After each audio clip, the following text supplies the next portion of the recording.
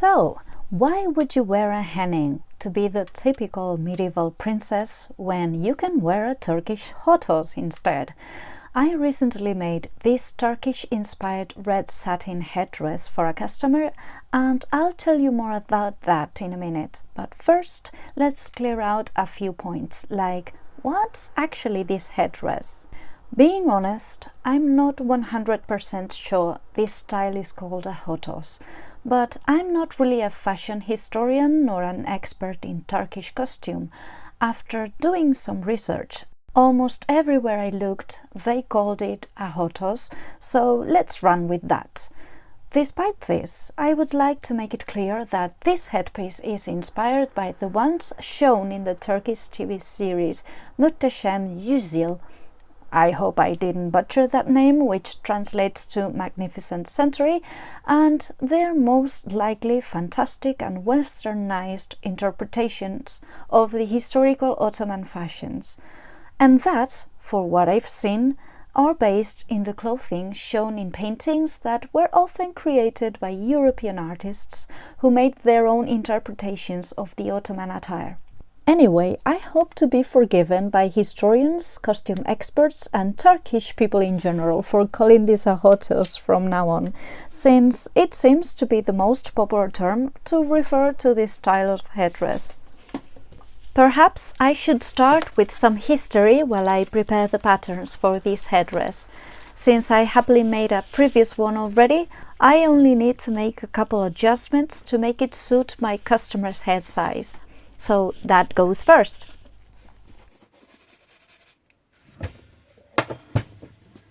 The main issue is that Ottoman Turks, both men and women, used to cover their heads. They had different styles for which I wouldn't dare butchering the names. And as it's usual with fashion in different cultures throughout history, every headdress expressed status, wealth and tradition. I'll leave a couple interesting links below if you want to dig deeper in the matter. This headdress that I'm making features a central ornament.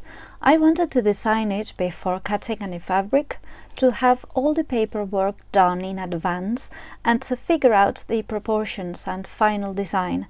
My customer wanted her headdress to match her Sultana-inspired costume, which has lots of paisley-shaped embroidered motifs at the skirt, down the center front and on her sleeves. I took those as inspiration to design an embroidery that resembled those shapes and colors, firstly on a sketch and now on a life-size pattern that I can use for the piece.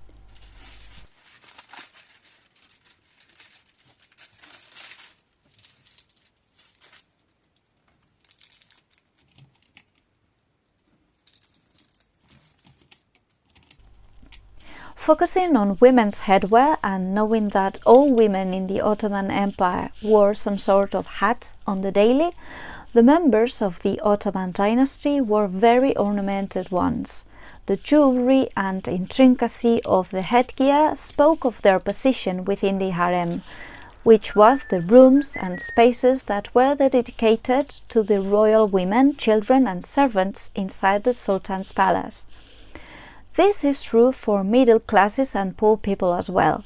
The wealthier members of society used to wear more ostentatious jewels and finer fabrics with more expensive, exotic dyes.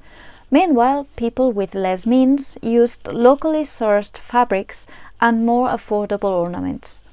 Women of the royal family, especially the most powerful ones like the Valide Sultan, the Haseki Sultan, and the Sultan's daughters, those were the women with the highest status, and they were often the trend makers and the most richly dressed. But who were the Valide Sultan and the Haseki Sultan? Before getting into these titles, here's one of those processes that I use only when it will bring more pros than cons to a piece, and it is using fusible interfacing. The red satin that my customer and I decided on using for this headpiece is very slippery, and despite it being rather thick, it has a very soft, flowy texture. I needed to provide this fabric with some structure and a stiffer touch. And while I'm not a big fan of fusible interfacing, it does speed up some processes. Also, considering this headpiece is a garment that is not intended to get laundered much, it will be totally fine.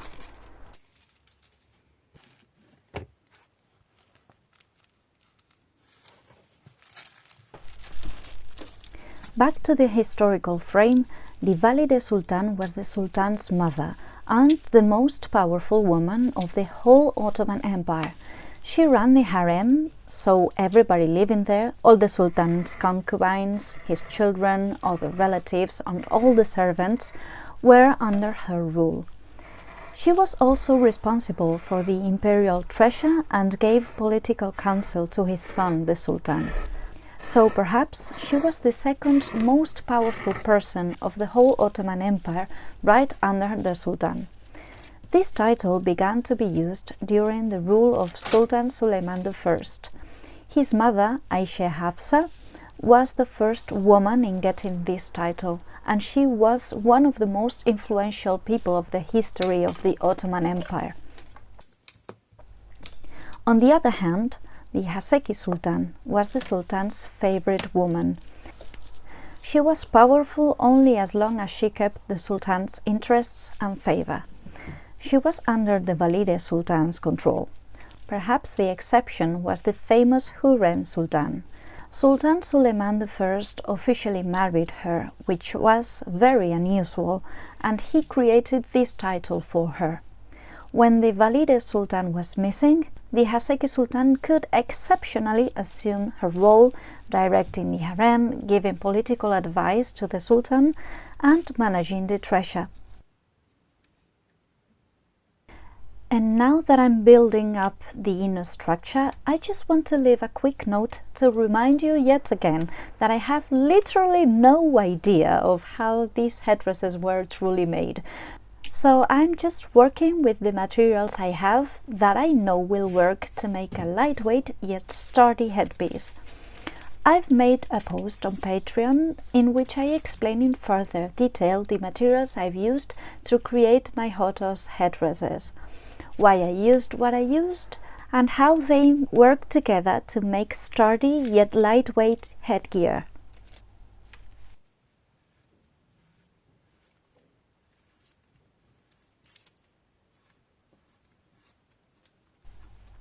Many other women got the title after Hürrem during other sultans' reigns, meaning that they were the official consort or spouse.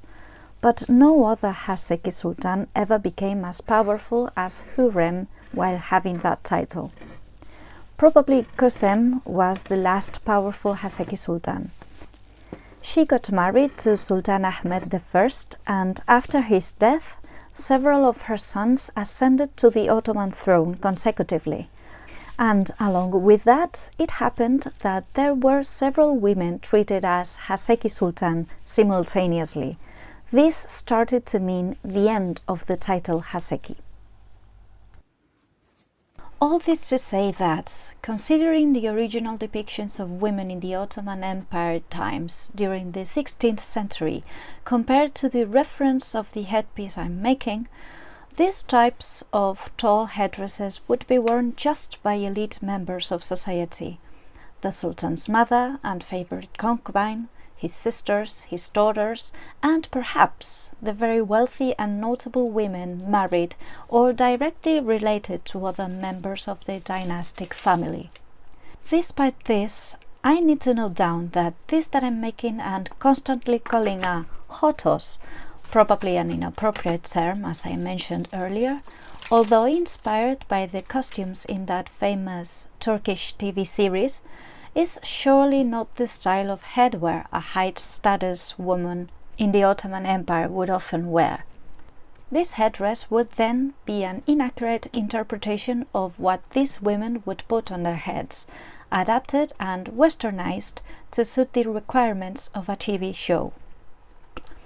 Historically, elite Ottoman women would more likely wear a fez or a pillbox-shaped head cap, ornated with jewels, coins, and other elements. Of course, the richness of intricate details and the quality of the jewelry would depend on the social status of the wearer.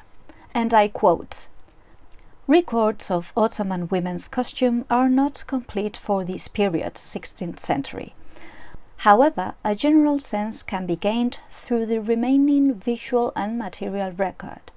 Ottoman women's dress was based around layers of garments worn one on top of another, typically cut in such a way that the individual layers were partially revealed. It included a foundation garment made from a filmy material, typically with a round neck, loose trousers gathered at the ankle, and one or more overgarments, commonly made of colorful patterned silks, velvets, or brocades. A headdress, usually worn as a tall pointed hat or as a pillbox hat with an attached veil, covered the head. Veils draped over the headdress concealed the face when going out of doors." I'll be leaving links to these literary references in the description box in case you'd like to dig deeper into this rabbit hole. Back to the current work in progress, this is one of my favorite steps. Ornamentation provides so much character and depth to a piece. I created this embroidery design taking into account the many paisley-shaped embroidered motifs featured in my customer's overdress. Her costume is completely red with gold accents, and these shapes get repeated over and over again on the bottom of the skirt, the sleeves, and along the front closure. I partially machine embroidered the base mustard yellow satin patch. This helped me speed up part of the always time-consuming embroidery process and provided me with a base of contrasting color to work with. Since my customer's dress resembles the ones we can see being worn by the Sultanas in the TV series, her headdress needed to feature detailed embroidery and sparkly jewelry-like details. These features would help build up her high-status-inspired character. I've used couch gold threads to delineate the shape and define the inner details, and then proceeded to add some beads and little paillettes. Those add a subtle, elegant sparkle and texture to the design. Funnily enough, the term paisley refers to a sort of pattern that originated about 2000 years ago in South Asia, the region of Persia and India. The proper term to use when referring to this shape should be butte, the original Asian name. We can find the oldest conserved textile examples of this sort of curved teardrop shape in fabrics from the 9th century, found in modern Afghanistan. There are also several records of examples dating back from the 14th and 15th century in the Kashmir area. But these shapes, or this pattern, takes the name Paisley from a Scottish city. Well, here's yet another example of cultural appropriation. Back in the 18th and 19th centuries, the British East India Company introduced cashmere products like shawls and other textiles into the Western world. The Industrial Revolution happening in Europe by that time allowed textile factories in this Scottish city to produce jacquard textiles with this pattern that directly competed with the original cashmere products for a lower price. I'll no longer get into further detail about this paisley shape or pattern because it apparently only got popular in Turkey during the 19th century, so it doesn't really relate to what I'm making. I just wanted to note it down as an interesting anecdote.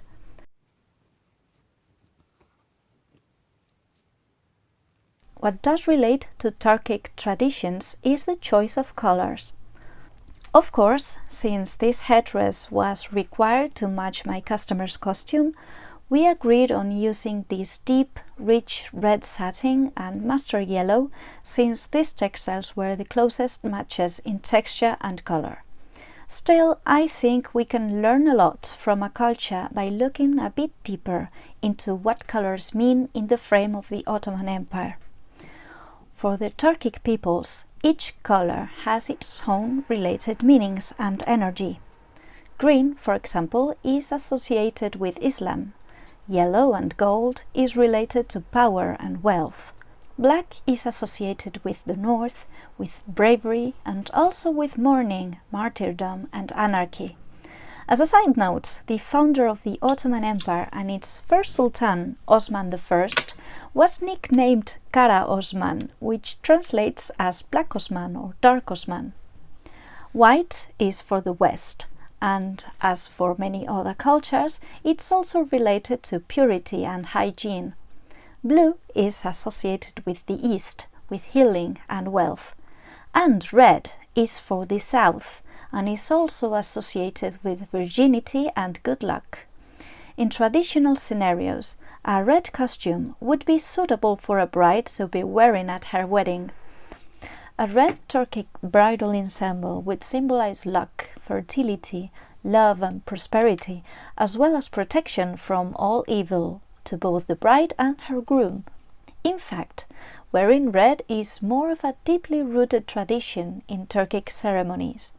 So the combination of red and gold in this case could be an ostentation of wealth, rightfulness and good fortune, which on my part is wonderful to think that I would be helping my customer to project that image onto her whole ensemble and for her invented character.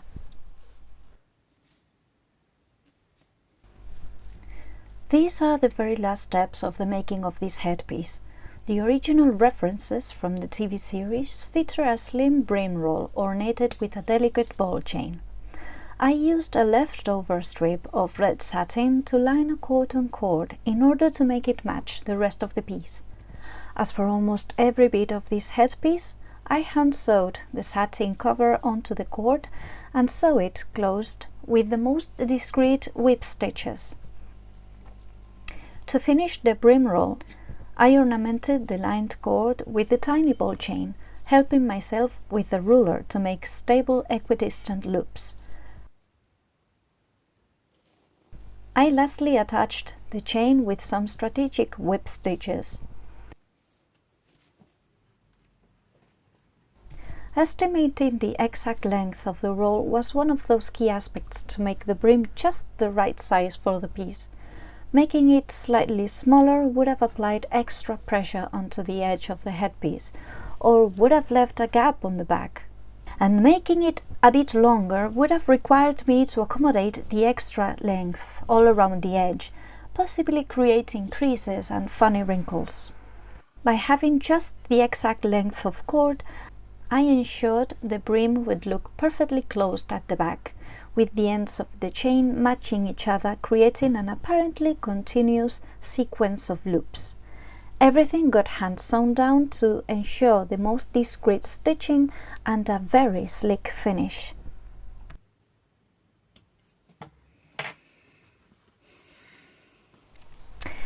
And with all that and a big nice sigh, I hopefully put a historical frame to this headpiece while I made it for my customer. Now that it is complete, it is time for a nice studio shooting. I always take studio pictures of these one-of-a-kind pieces because I'll most likely never see this piece again. And it's always a good idea to keep an archive of works. You never know where these pieces and pictures will end up at. This shooting has a couple fun facts that I speak of on my latest post on Patreon, where I also give extra commentary and details about this making of. This reminds me of that nice thing YouTubers usually do, which is pointing out that you can subscribe to my channel and click on the notification bell so you don't miss anything, or that you can become a Patreon, where you can have early access to my YouTube videos, read blog posts about what I'm brewing at the time, learn about techniques, materials, and more about costume making and millinery. And of course, if you want to become a customer too, I've got an Etsy shop that you can visit and send me your inquiries to. And I also run several social media accounts that you can follow, being Instagram and TikTok my most used ones. You'll find links to all these platforms in the description, as well as to the artists and resources I used for this video in order to give them proper credit. Thank you all, and see you next time!